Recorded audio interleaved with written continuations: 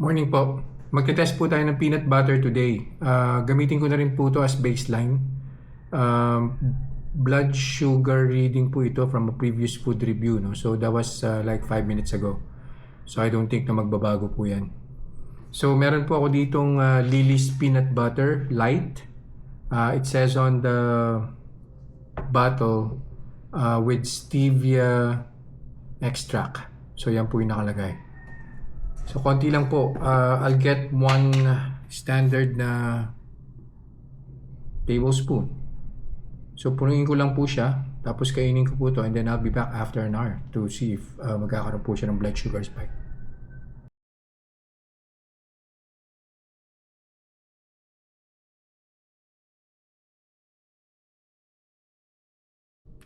One hour na po. Kuha na po tayo ng blood sugar.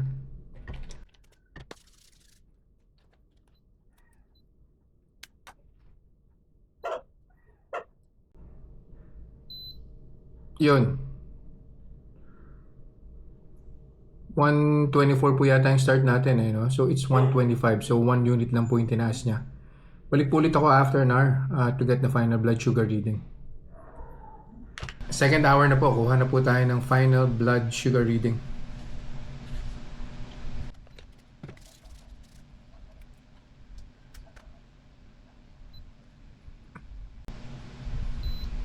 Yan po. So 113 po yung final blood sugar reading po natin. No? So I think nag-start po tayo ng 124. First hour nag-125. So now it's down to 113. So ang conclusion po natin, wala pong blood sugar spike. Si Lily's Peanut Butter Light with stevia extract. So yun po yung nakalagay sa label po niya. So yun lang po for this vlog. Bye-bye.